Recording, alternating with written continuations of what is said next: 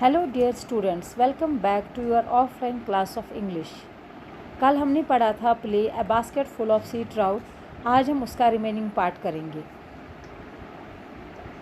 कल हमने पढ़ा था कि उसमें इस प्ले में जो कि किसने लिखा है, नील ग्रांट ने। इसमें 4 मेन कैरेक्टर्स हैं और बाकी जो हैं वो इनविजिबल कैरेक्टर्स हैं। उनकी बात तो है बट वो उनका कैरेक्टर का सामने कोई नामो निशान नहीं है। तो पहला इसका है लॉर्ड फिंडहॉर्न जो कि स्कॉटिश जज हैं। दूसरे उनके फ्रेंड विलियम ब्रॉडी हैं और कर्नल एलेडाइस हैं जो कि चीफ कांस्टेबल हैं, और एक लेडी है जीन लोमॉन्ट। ठीक है, तो हमने ये कल पढ़ा था कि कैसे जीन लोमॉन्ट स्कॉटिश जज के घर आती है और वहाँ पर वो basket full of sea trout उनको गिफ्ट करती है और फिर डिटेल बताने लगती है कि कैसे मेरे बेटे ने उसका खून नहीं किया था और कैसे जो नीली है, जो नीली साल्टर है, जिस लेडी का खून हुआ था, मर्डर हुआ था, वो कैसे हुआ था। तो उसने बोला था कि वो एक पहाड़ पर चढ़ी थी फुल मेकअप करके, और फिर वहाँ से जब नीचे उतरी, जिस रास्ते से वो नीचे उतरी उसका नाम था रेड डेयर। तो आगे हम पढ़ेंगे। जब वो सुना रही थी तो The judge listens to all that Jean has to say and then asks her to rest in the adjacent room. जज ने उसकी सारी बात सुन ली और फिर उसको बोला कि आप जाओ और साथ वाले कमरे में थोड़ा रेस्ट कर लो। But before going into the room, she takes an assurance from the judge that the law would not arrest her son if the case was reopened. और लेकिन जब वो दूसरे कमरे में जाती है, वो उन दोनों को बोलती है, स्कॉटिश जज और उसके फ्रेंड विलियम ब्रॉडी को, कि मुझे पूरी उम्मीद है कि आप मुझे निराश नहीं करोगे। अगर तो केस रीओपन होगा तो मेरा बेटा जो होगा वो बेकसूर साबित होगा और आप उसको दोबारा अरेस्ट नहीं करोगे। After Jean has gone to rest in the adjacent room, the two men start discussing about what Jean has said. जब जीन दूसरे कमरे में चली जाती है तो ये दोनों आदमी, स्कॉटिश जज और उसका फ्रेंड स्कॉटिश लैंडलॉर्ड, वो दोनों आपस में उसके बारे में डिस्कशन करते हैं कि जीन ने क्या कहा। They talk in a low voice so that gene में नॉट ओवरहियर देम। वो बिल्कुल ऐसा सा बात कर रहे थे ताकि जीन उनको सुन ना सके। द जज feel stunned and surprised over the way gene had entered the room without knocking. जज जो है वो पहले हैरान हो जाता है और वो बिल्कुल एकदम से चुप हो जाता है कि जीन अंदर कमरे में कैसे आई विदाउट नॉकिंग द डोर। उसने तो दरवाजे को नॉक भी नहीं किया। From the descriptions given by Jeanne, the two man also conclude that it could be done else than Jeanne who had murdered Neely in order to save her son from the clutches of that wicked lady. तो जज दोनों एक दूसरे से ये मशवरा करते हैं कि जो दो आदमी उस केस में फंसे हुए थे, क्या पता उनके बगैर एलिस ने ही इस जीन्स ने ही उसका मर्डर किया हो, एली का, ताकि वो अपने बेटे का उस बुरी औरत से पीछा छुड़ा सके। At the time of the trial, no one, not even Jean, could tell the path Neely had followed while coming down the hill. बोलते हैं कि जब हम ट्रायल चल रहे, जब केस की सुनवाई चल रही थी, उस टाइम कोई भी नहीं बोल पा रहा था, इवन कि जीन्स को भी नहीं पता था कि नीली किस रास्ते से नीचे आई। तो आज इसको कैसे ये पता लग गया।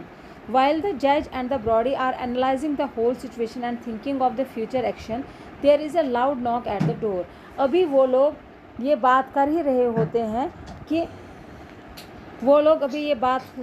होते हैं कि ये सिचुएशन जो है, अब हमें आगे क्या करना है, फ्यूचर एक्शन। अभी वो कुछ बोलते ही तो एकदम से दरवाजे पे ज़ोर ज़ोर खटखटाने की आवाज़ आती है। कर्नल एलिडाइस, वो होते हैं चीफ कांस्टेबल, कम्स इन। और अंदर कौन आते हैं? Chief constable. He tells the जज that he has come here to give him some news. तो वो बोलते हैं कि वो जज को बोलता है कि मैं यहाँ पर आपको कोई एक न्यूज़ देने आया हूँ। He says that Mrs Jeans Lomont, Hector Lomont's mother, has committed suicide on the beach by drowning herself. वो उनको बोलता है कि मिसेस जीन्स लोमॉन्ट जो किसकी मदर थी, हेक्टर लोमॉन्ट्स की मदर जो थी, उन्होंने आज सवेरे सुसाइड कर लिया। बीच पर जाकर उन्होंने उसमें छलांग मारकर खुद को मार दिया, अपने आप को डुबाकर मार दिया। द जज and Brody can't believe this. जज और ब्रॉडी दोनों हैरान हो गए और वो एक दूसरे को हैरानी से देखने लगे क्योंकि जीन्स उनके सामने बैठी थी।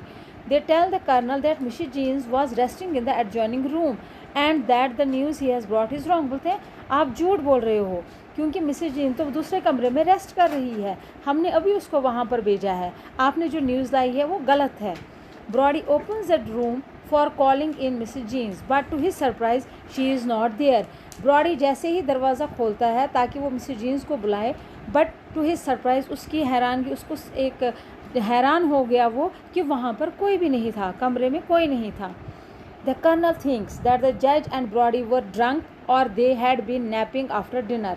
तो जज कर्नल जो था, जो चीफ कांस्टेबल था, उसने सोचा कि जज और ब्रॉडी जो है वो शायद दोनों शराब पिए हुए हैं, इसलिए वो दोनों ऐसी बहकी बातें कर रहे हैं, या और they had been napping after dinner, या तो वो डिनर के बाद ये मजाक कर रहे हैं. He can't think of any mental disorder in them. तो मगर वो ये नहीं कह सकता था कि वो दोनों, उनका कोई दिमागी तवज्जो बिगड़ चुका है. But the two explained it to the colonel that they were neither drunk nor had they been napping and that they were in a sound state of mind.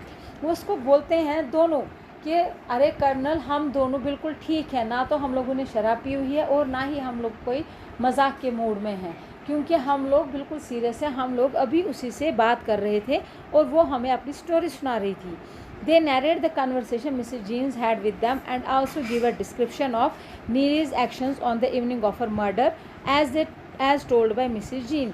और वो सारी वो बातचीत उसको बताते हैं जो जीन्स ने उनके साथ की होती है, किसके रिगार्डिंग, नीली सॉल्टर के रिगार्डिंग, कि उस दिन जिस दिन मर्डर हुआ था पूरी सिचुएशन उन्होंने बताई उसको कि उस दिन वो कैसी लग रही थी जिस दिन उसका मर्डर हुआ था.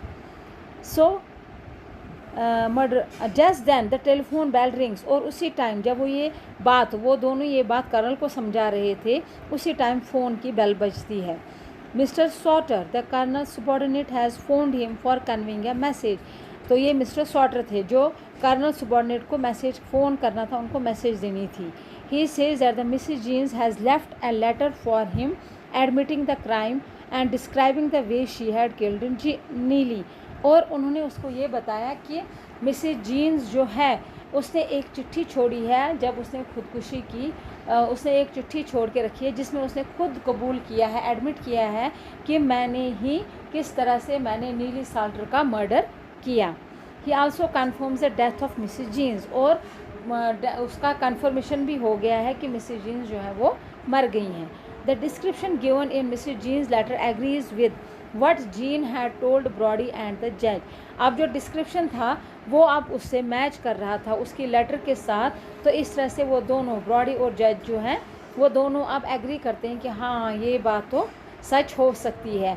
Thus it is proved beyond doubt that Mrs. Jeans had murdered Neely. और अब ये बिल्कुल शक के बाहर है कि मिसेज जीन्स ने ही नीली का मर्डर किया था अपने बेटे को बचाने के लिए.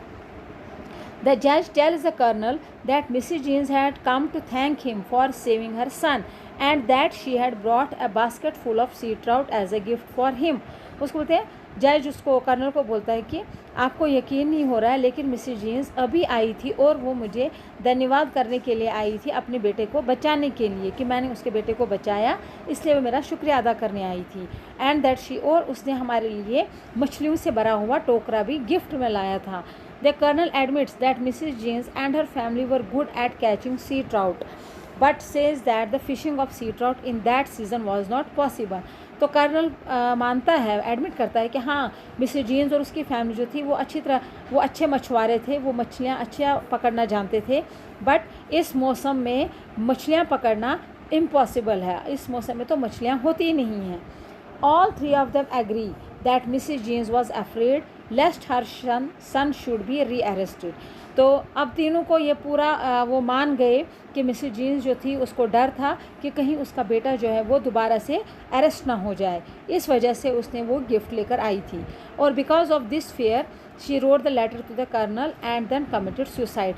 और इसी डर की वजह से उसने कर्नल के नाम पर लेटर लिखी और फिर उसके बाद सुसाइड कर लिया.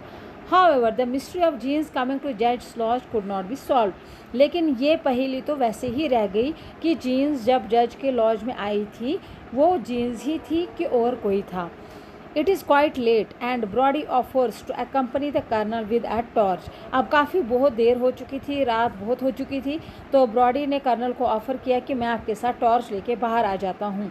But the colonel says that he has his own torch and would go by himself. उसको बोलता है नहीं, मेरे पास मेरी टॉर्च है और मैं खुद चला जाऊँगा। He flashes the torch and all three of them are horrified to see a basket full of sea trout lying on the floor. जैसे ही वो टॉर्च ऑन करते हैं वैसे ही उनकी नज़र किस पे पड़ती है, मछलियों से भरे हुए उस टोकरे पर जो उसने फर्श पर रखा हुआ था। और वो ये सब देखकर डर गए। वो डर गए कि अरे मछलियों का टोकरा तो सचमुच में है। Thus another mystery is added to the story.